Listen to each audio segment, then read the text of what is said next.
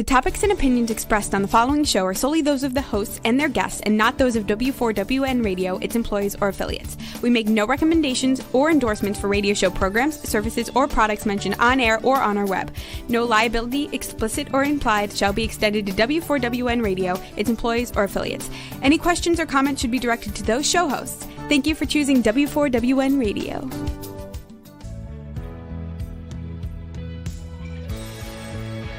Welcome to Success Secrets Exposed with Sally A. Curtis, where we share stories of challenge, success, and inspiration along with practical tips and strategies to move you forward to your success.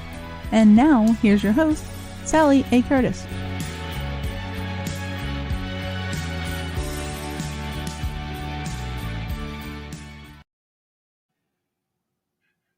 Good evening, good morning, and good day to you all. Thank you for joining us again. Now, today's show, we're going to be talking about entrepreneurship, innovation, and marketing as it relates to growing your business. And my very special guest today, Wade, who runs Australia's leading debt recovery business, who's currently hiding in his storage room from his staff, is going to be sharing with us some of his stories as to how he's grown his businesses, etc. Now, for those that are new to the show and don't know me as yet, or I haven't met you as yet, I'm a marketing consultant and marketing strategist for speakers, consultants, and coaches. And my role is to help to amplify their voice, their message, and their impact. And I do this in a number of ways, obviously having great guests on the show and also helping those clients repurpose their content and do lead generation on LinkedIn. So that's a little bit about me. Now, let me tell you a little bit about Wade. Wade has been the director of several companies in the last 15 years, and he is super passionate about entrepreneurship, using innovation to find the fundamentals of business to create optimal results very, very quickly. He has a natural flair for marketing and, dare I say, networking as well. So please help me welcome to the show, Wade Bolesky. Welcome. Thanks, Sally. Great to be here. Hi, everyone. Good evening, good afternoon, wherever you are tuning in. Thank you. And thanks for having me on. Really You're very, very welcome. Yeah, no, I know we've known each other for a very, very long time. In that 15 years, it's probably been nearly that length of time. And we've probably at very start. Yeah, absolutely. And we catch up yearly, sort of nearly yearly, we'll say. It feels like that, doesn't it? Yes. It sure does. Yes. So tell us a little bit about your background, because I know your business has evolved, as has mine over the last 15 years. How did you get started doing what you're doing? Well, my core business, I suppose, that I've been doing for 14, 15 years in the debt recovery space. I can give you a little bit of insight on how I got involved in that. But I was thinking I would share a story a little bit further back, one that you may not have even heard, Sally, because I've been playing in the entrepreneurial space for probably 20, 25 years, if you go back far enough. So even when I was 15 years old, I had started a small business. And then by the time I got to 17, 18, I joined a company where we were selling the deregulation of the telecommunications industry. So back then, I don't know for anyone that's not in Australia, but people are in Australia, we had telecom. That was the only one, and they deregulated the system and they opened up the market to players around the world like Optus and Prime and a few other players. And so I joined a company where we could sell that door to door and churn people across, basically is what we called it back in the day. And I was able to set up my own business doing that. So it was just three of us. We jumped in a car. We traveled from South Australia to WA and we set up there. We actually stayed in one of the companies we were providing a service for in their office before we had any accommodation. I was 18, one of them was 20 and 21, and we just did whatever it took to get there. Slept on the company floor for at least 5 days. Then we found some accommodation. We found an office. Then we recruited a team. We got up to about 15 staff working for us at that point. And to cut it long story short, I was a bit homesick, so I wanted to get back to SA, and I decided, okay, I'll branch the business off, bring it back to SA, and we established the same business. But that was right around the time when mobile phones, at that stage, it was about 1 in 15 people had a mobile phone. And we could see that curve coming. We knew everyone was going to have a mobile phone, but it wasn't, not everyone had one. It was only if you're in business or if you're doing something like that. So anyway, fast forward that a bit further, the three of us, or probably two out of the three of us in that business, decided that we would buy $100,000 worth of mobile phones, handsets. And I thought, well, that's too much for me at that point.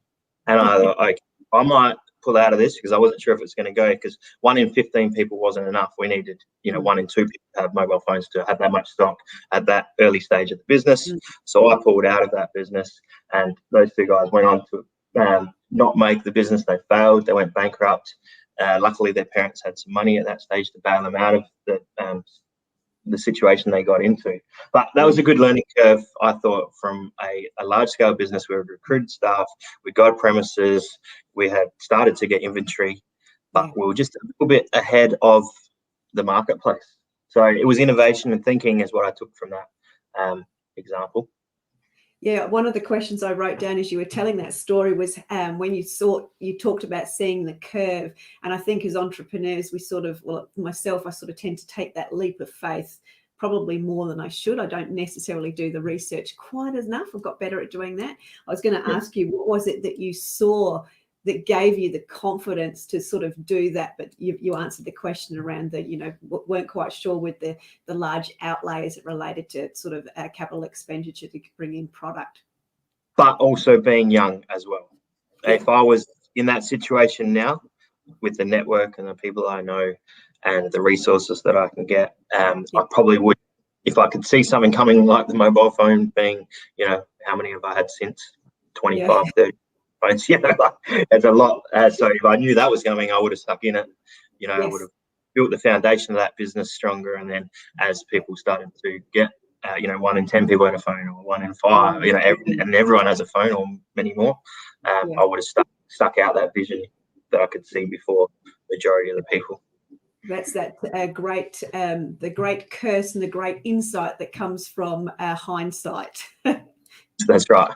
Yeah, I remember that for myself in the property industry, wanting to buy one of the other properties up the road from us. And I said to Andrew at the time, no, we only paid $40,000 for this. I'm not paying $50,000 for that one up the road. And 2 years later, it was $170,000. That $10,000 didn't make any difference. That's right. No, it was like, damn it, hindsight. Yes.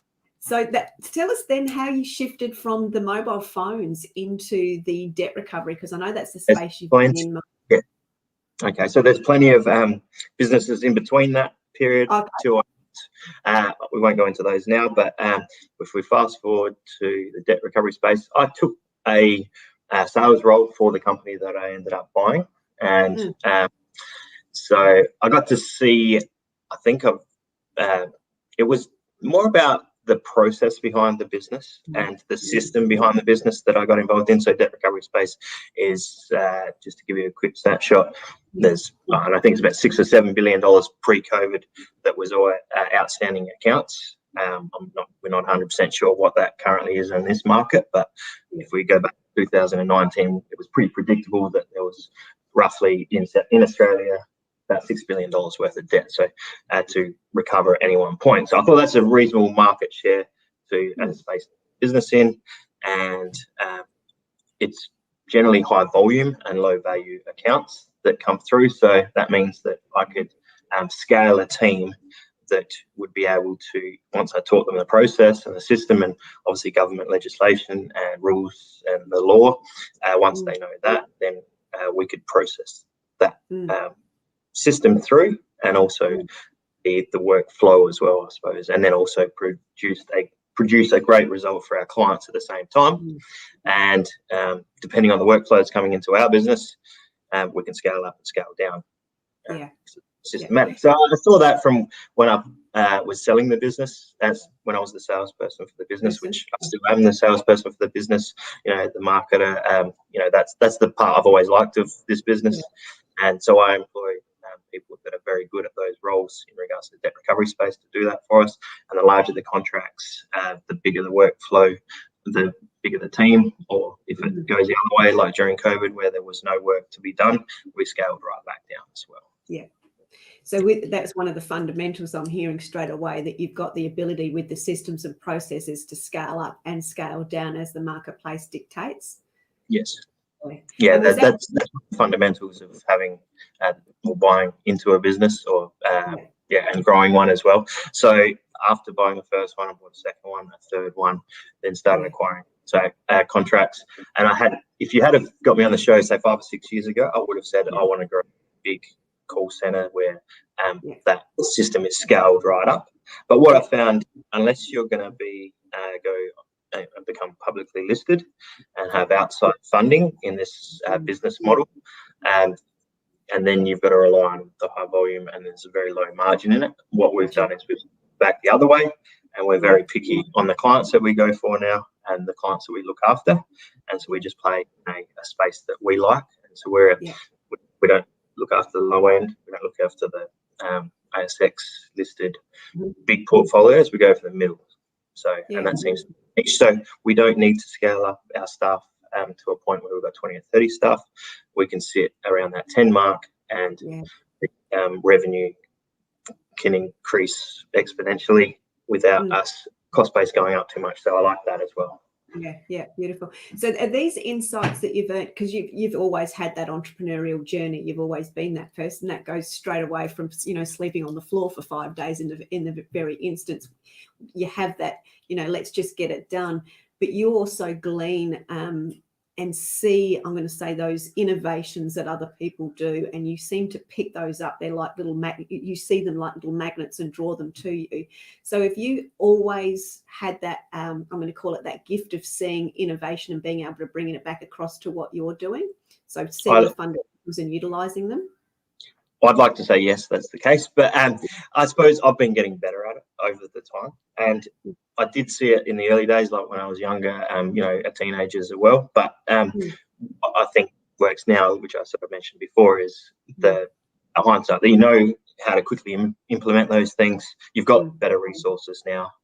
So I suppose if I'm talking to somebody that's just starting their journey and hasn't got the network and hasn't got the those fundamental practices, or gone through those failures as well to learn them, because you learn them a lot better obviously once you've failed doing those things, as you know. That only comes, and you can only really confidently talk about that after you've been through it and you've had time to reflect on it. Yes. Most people talk about that while they're going through it. That's not something that we want to say, but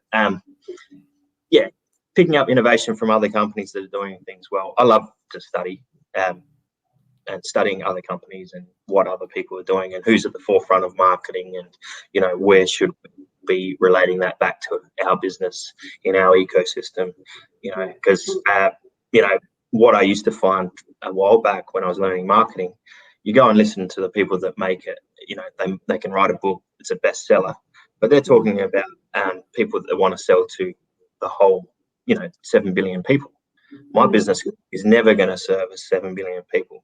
So that's just, but you go away from a marketing, or you read some book and you think, I can market to everybody, but that's just not the case. So you get stuck, and that's, I think, what makes a lot of businesses stay in that small phase or area where they are, because they're stuck thinking they need to sell to everyone. And, the last few years for me and our business, especially in the debt recovery space, is very niche and only go for the client. And it's more profitable. It's easier for implementation, for staff, for training, for everything. Yeah. Specificity. I hear you there, because working with the clients that I work with, I often hear, but I'll ask the question, so who are your ideal target market? It's like, everybody. It's like, no. Very hard to market to everybody. And as you said, when you get being in the space now of training my own staff and scaling quite quickly as we have, is you hit the nail right on the head when you have that level of specificity. This is who we serve. This is the reasons why we serve them. It's a nice little box, and you can sort of talk and get really intimate and share that intimate knowledge and understanding of them, and train your staff to that accordingly, which actually helps the staff step up and do a better job and look after the clients better, which then overall helps the whole business. That's right. Yeah, so I'd love to ask, you've like me obviously follow and stalk different people and grab little insights. Who have you been following or watching or studying during the last sort of 12 months or so, during sort of pre-COVID and since COVID? Yeah, us pre-COVID, Vern Harnish, Scale Up, or the Rockefeller Habits. I really like that. Have you read that book? No, I haven't. Yeah. No. Yeah. So scaling a large business. I got put onto that book by somebody that's scaled a very large business here in South Australia, and so they just stuck to that book like religion, and they went from less than 10 staff to 300. So yeah, it's an impressive story, and that's a fundamental, and it explains the roadblocks that you get at 10 staff, at 15 staff, at 30 staff, at 50. How you have to go through finding the right people, because and you have to hire people slowly but fire them very fast, because you can easily, as those numbers grow. Yeah, so it's interesting. So, and partly then during COVID, I'm like, okay, well, I don't really want to grow a business of that level. I think I sort of touched on it before. I'm happy to keep my business around that 10 staff level, and just niche. I don't want to go that scale for the debt recovery space. Another business I'm working on has a huge scalability to it globally, and I need fundamentals from that book, but that's on the side, and I'll bring in those rules from the Rockefeller Habit into that business as we progress. So that's why I've got that one, but I still refer to it, and I love what Vern talks about. So if you've been seeing any of my social media in the last week or two, I'll be chucking up quotes from him at the moment, just to remind myself while I'm working on the ops plan at the moment for the big business. And then I love Gary Vee, which you probably know Gary Vee. Yeah. So obviously, he talks about producing content, multiple, I mean, he's American, so it's a little bit different, but for Australia, 30 to 50 pieces of content every day. So I put a goal last week to do that. And so I've been putting out close to at least 30 pieces of content on all social media channels that we currently run. So, we've got six channels. So that can be a video, a story, a post, long content, short content, YouTube, etc. And the one thing that he keeps reminding me about is that no one cares about what I'm putting in. Yes. Yeah. So I was just going to ask. I'm just putting it out for me. Yeah. I was just going to ask you about that, because 30's sort of, in my world, borderline extreme, which is great. But, you're following the advice of a guru in the industry. So I was going to ask you, so based on the level of you putting that amount of content out, what have you seen change? Have you seen an change in engagement? The idea is you ignore any change, and you're not putting out content for likes. You're putting out content for yourself. So when you reflect back in a year's time, it can just be a quick motivation for yourself. It could be an insight of what you're going through for the day. So I love the fact that I've switched my mindset, because 4 or 5 years ago, when I thought about creating content, I thought it was all about the consumer and how I can help them from the initial thing that I'm putting out. And then, I'm only going to do it if people want to see it and like it from me. But that's the complete opposite of what he talks about. It's okay, just do it for you. What do you like? Choose 5 things that you like and just tell the world. And if people don't like that, they can move to the side. The people that do want to engage with that, then they're the people that you want to. So that's that niching of who you want in your world of social media and how that may play out in the future. I like that style. Yeah, no, I love that. I love that too, that concept, and doing the 5 things that you like. Because in our arena, in that sort of professional speaking coaching space, it's, educate, as opposed to I've got an event, I've got an event, I've got an event coming up. And I love the fact that you also talked about that you're doing it for yourself and having the ability to reflect back later. And that ties into the Simon Sinek stuff about, find the ones that wear the same color hat as you, and Yes. look for the ones that go from there, so that believe what you believe. Yeah, they come later. That's right. Which is why you use the term when we were talking, and I asked for a bit of a bio on your background, was you used the term attention marketing. Yes. Which I went, oh, that's a bit different. I'm going to have to dig into that a little bit with Wade. Yes. So yeah. Well, he talks about he's the best. I think so. If anyone wants to know what's going on, and he's out there obviously. But yeah, we're day trading attention these days, right? Yeah. I love how he uses that. And Yes. so, how much attention do you want to day trade for what you do? Yeah. So like the share market, you have to constantly pay attention to it. Sometimes it's going up, sometimes it's going down. What are you putting out? Is that going to work? And for business to business, which is mainly my market at the moment, if I'm going for that, but he also talks about legacy and long term. So I'm thinking more about my 15-year strategy. So the current business and what I'm currently doing now is not really why I'm recording what I'm doing. It's more about to go, okay, what was the process that got me there?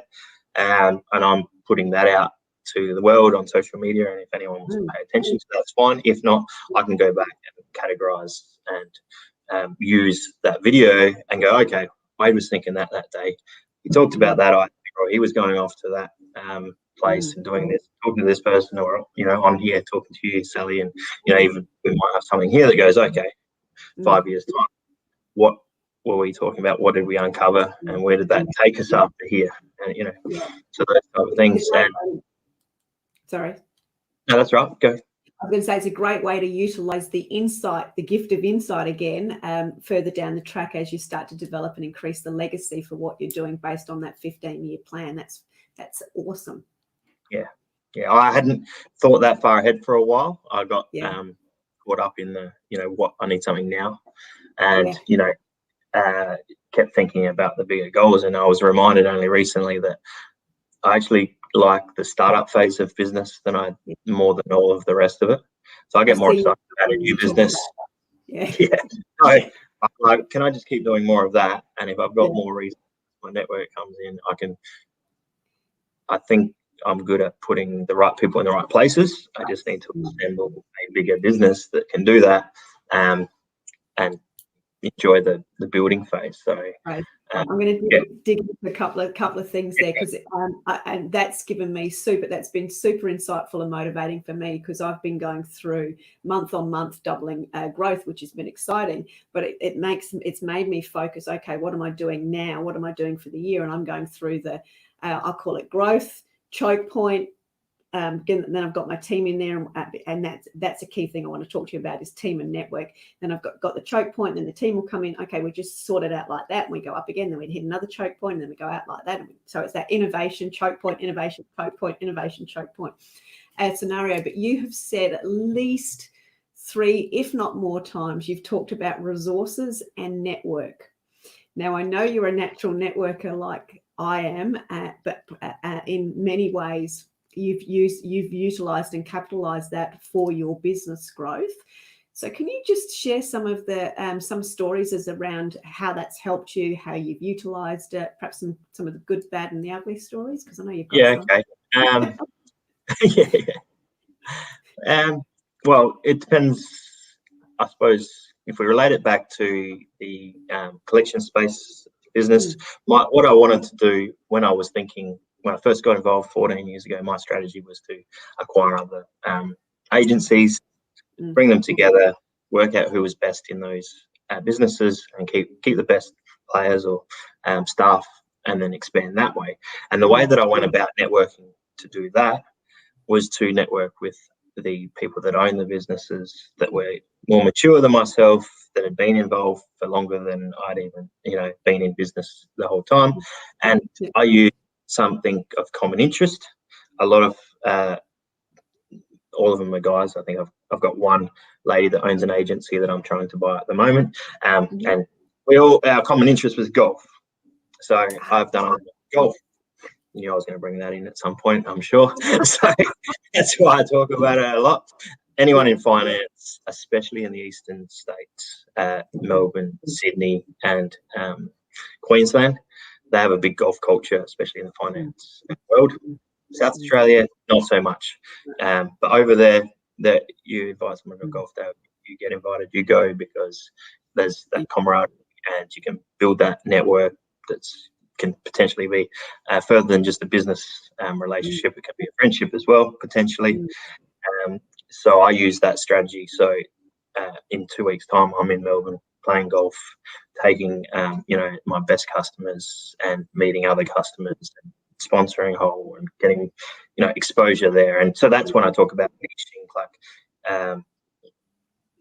the rest of the world, South Australia, Adelaide is a very, very small market.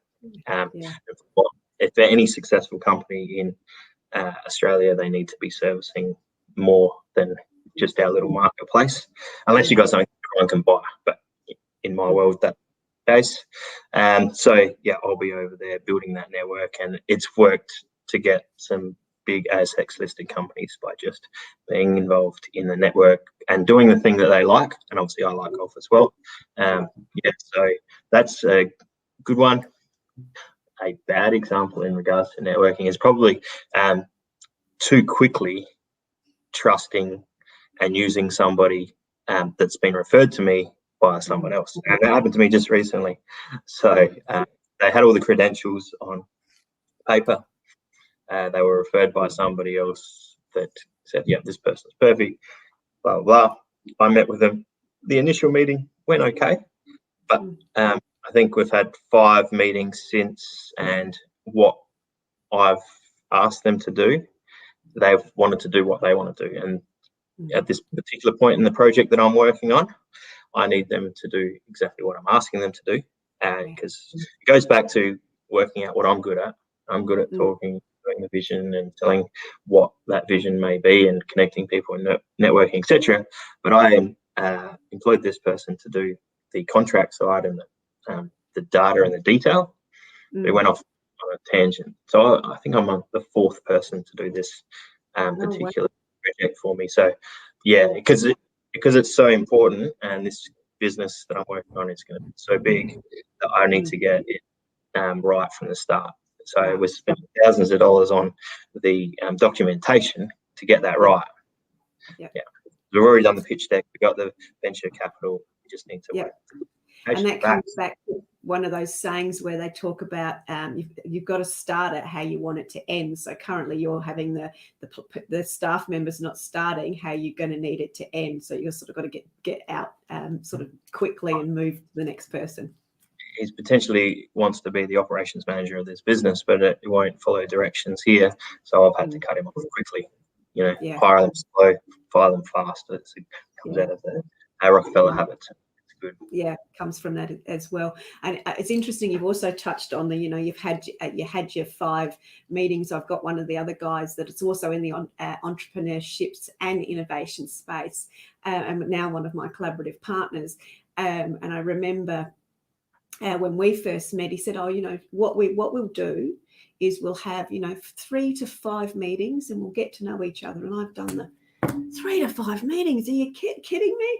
And that voice was not actually my own voice. It was a past voice of somebody else. And I looked at that later and I went, well, that actually makes sense, because we're not going from, hey, we've met, let's get married. We've gone, hey, let's meet, let's go on a date, let's, do this and do this and do this and do this. It makes sense, doesn't it?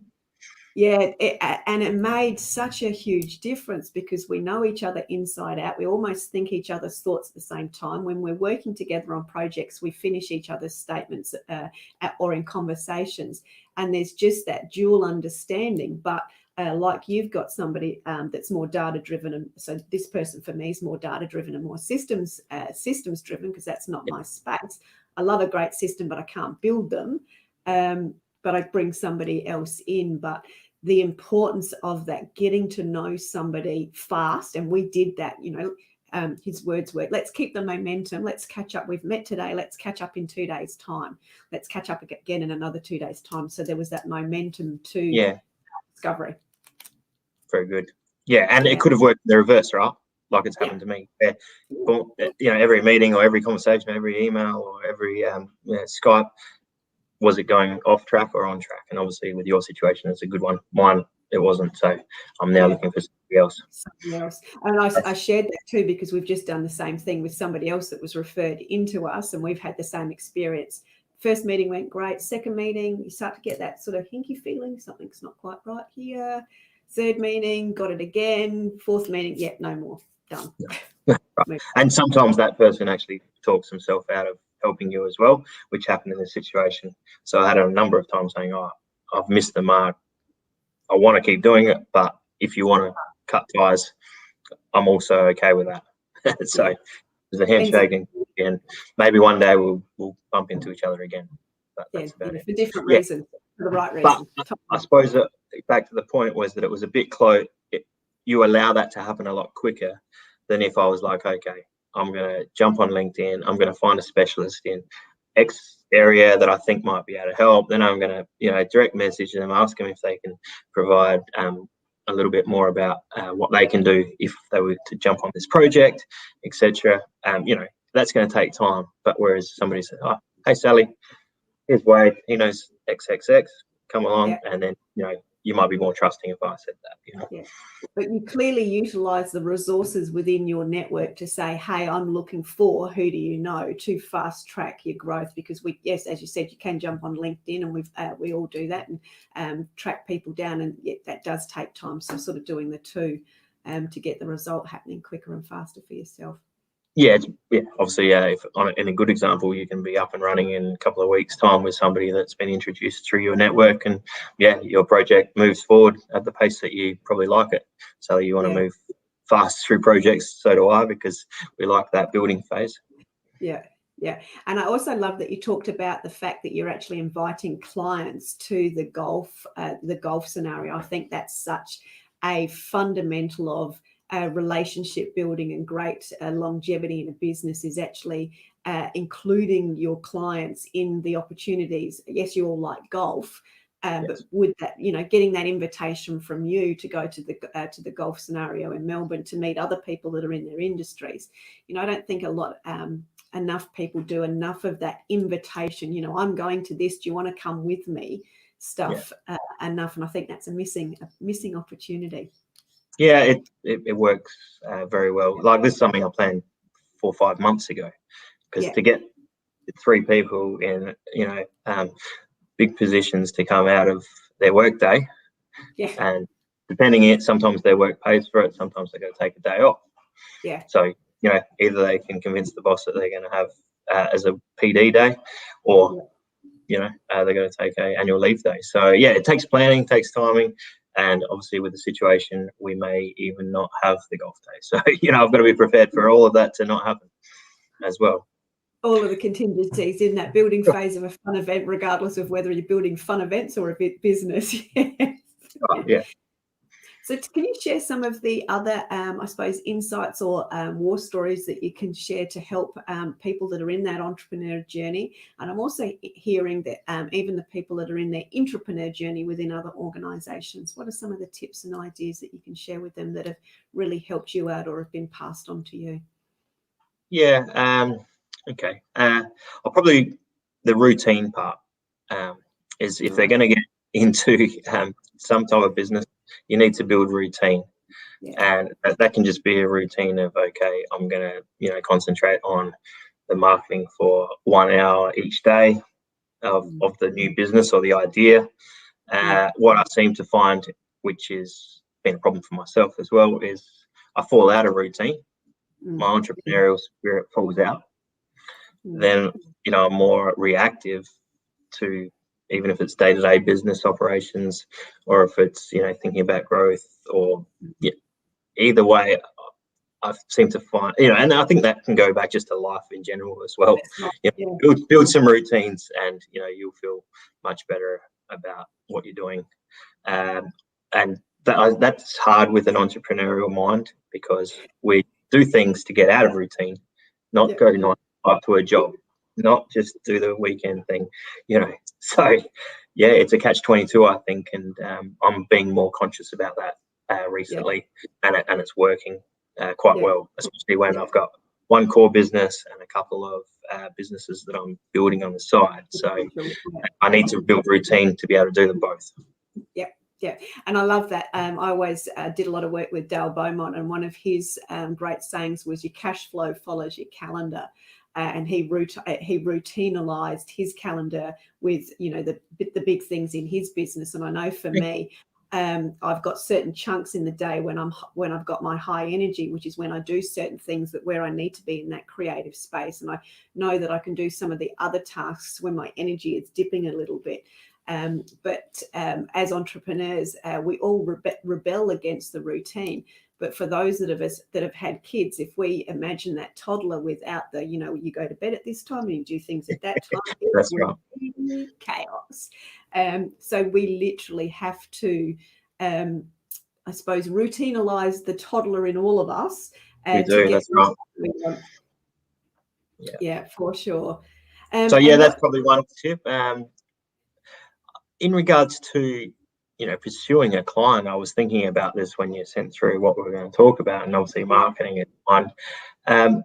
It's a long time ago now, but there was a big client that's still with me today, and I'd wanted to work with them for a long time. It was right in that niche, right in that space that, you know, perfect. And so I did a lot of research to find out about the person that was in the position that would just talk to me. She wasn't even a decision maker, but I built up some interest. This is before the day of LinkedIn. This is before social media. This is basically all you got is a phone call, a face-to-face meeting. I don't even think we had Zoom to talk to anyone. You know, like, this is going back a while. But I suppose you could fast forward it now, and you've got much better resources to figure out just a little bit of information about somebody. All right, and I just worked out what her football team was, that she was super passionate about it. You know, I managed to find something that was quite rare, sent it to her, and within 2 weeks, she said, "Yeah, we'll give you that work."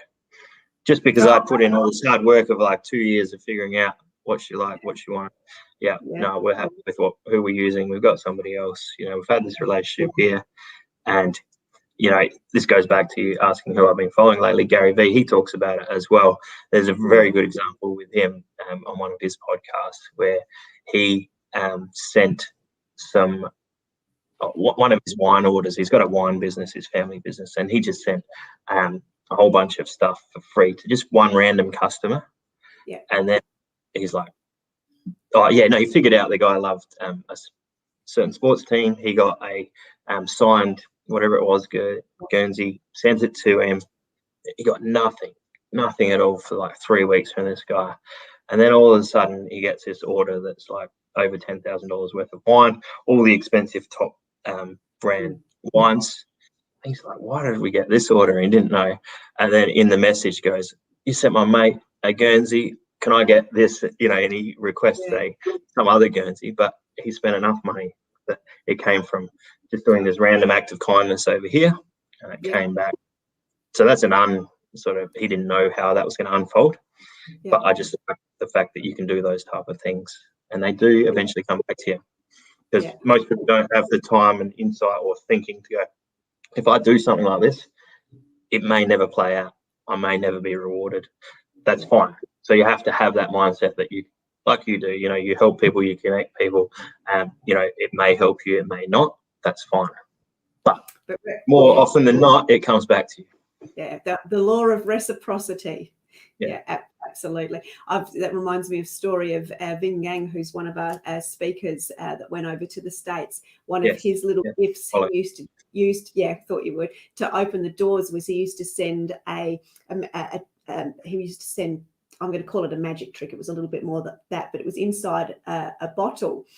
And when he's told the story, I've always imagined that he's actually been very, very clever enough to actually find this object already created. He would send them, and they were exceptional and extraordinary, and they did open doors for him. But I only found out talking to him over coffee when he was at one of our events that he actually made it. He actually put the thing inside the bottle, and I was like, oh my God. But again, that just demonstrates the level of commitment when you know what you're good at and you know who you want to make connections with because it's for the greater good of them, then it doesn't matter how long it takes, because it helps to demonstrate the level of service and care that you're going to have with them, which is exactly what you did as well. Yeah. Beautiful. I was also going to ask you were involved, and I'm not sure whether you still are, with Rotary for a while. Was that part of a strategy for your business growth as well? No. That's a funny story. I just happened to have my office next door to the president of the Rotary Club at the time. But further to that, he broke his leg and he couldn't drive to the Thursday lunch that they would have. So he knocks on the door, Wade, I need to go to lunch. I'll buy you a schnitzel and a beer if you give me a lift, because obviously, clearly, I can't drive. Yeah. Are you busy at lunch? It's Thursday. You know, this is early days of me. There's about 3 of us in the business, and what am I doing at lunch here with a client? Potentially going to see a client, having lunch by myself, or still working. So I'm like, yeah, great chance. Anyway, so I go to the group. There's about 20 people, mostly retirees. There was one counsellor in there. She was quite impressive at the time. I was like, okay, well, I might get a connection to the council. So I thought, you know, those type of things. I got dragged back 4 weeks in a row because I was driving and I enjoyed the Thursday lunch. There was an interesting speaker. So the speaker that came and talked generally was out there doing things. So I got to know them. So I was like, okay, that's cool. But the core group, those guys, mainly guys, were doing good things for the community as well. So I thought, oh yeah, okay, you know, I can give back this way. You know, I didn't have much money at the time, but I had time. So I thought, okay, what can I do if I help here? You know, that I didn't really have any thought about what it's going to do for the business, because a lot of people I talked to outside of the group were like, why are you doing that? That's a waste of time. Too young, like, go do something else. Yeah. But I stuck it out for 10 years. The last year I did as a president, and then now I'm retired from that organisation. I'm happy to donate money to causes when people reach out. I'm happy to do that, but not in regards to spending my time there at the moment. Help out another time. But clearly, from a 10-year stint there, it obviously had its value. It was another great network. It was another opportunity source or resource source, and a great way, again, for you to demonstrate the whole reciprocity and things coming back. Awesome. Huge amount of that came out of it. I think I even ended up with an office in Canberra out of one of my connections. So I have an office there that I can use if I have a client that I need to meet in Canberra. So the connection, spread far and wide, and opens up a lot of doors. Don't judge a book by its cover. I'll go back to saying that. You just never know who they know. You're only ever one connection away from the person that you know, but not if you prejudge the book by its cover, because you just never know. True. Got a couple more minutes to wind up. Do you have any more insights that you want to share with the community? With the entrepreneurial side, I suppose, I seem to find that, the motivation, it's hard, right? So I would probably ensure that, there are those things that you've got as tools or assets around you that, can motivate you, or somebody that you can call and go, hey, that has a business that you decide you want, or has the lifestyle that you want, or, who can you call and say, hey, I've been going through this. I feel like I've been kicked to the curb a few times, or, the government regulations have been ruining my business. What can I do? You got to be able to have that person to call. And on the flip side, I now make myself available for somebody that may want to have that information from me, at my level of, what they see that I might be able to give them value to as well. So I open up my time for anyone to be able to do that as well. So it's just, find somebody that you can quickly call, email, message, send a video, send an audio, get something back.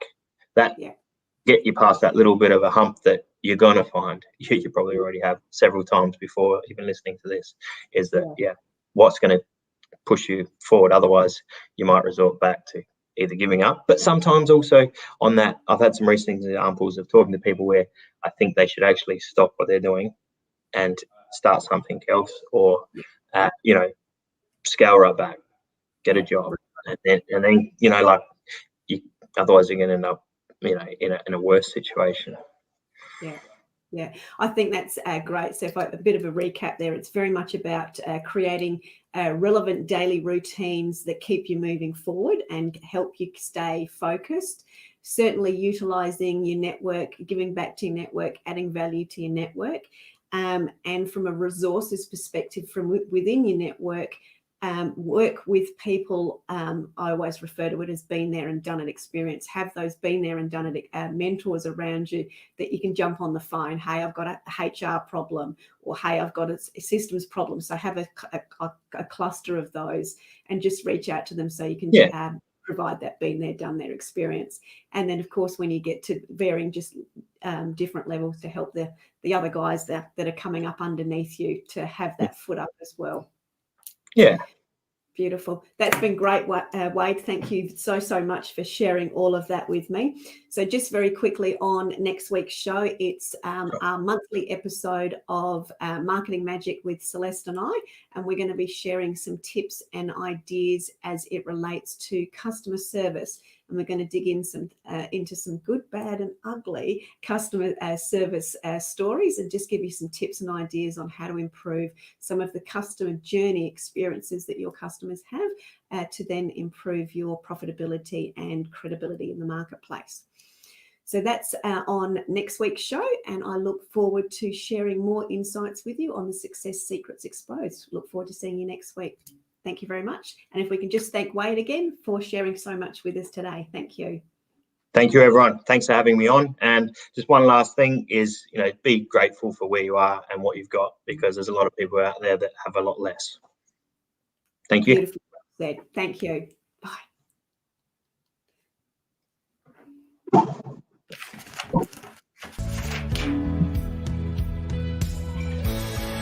That's it for this week's episode. Thank you so much for joining us. I trust you got some inspirational tips to move you forward. See you next Thursday at 7 p.m. Eastern for more Success Secrets Exposed.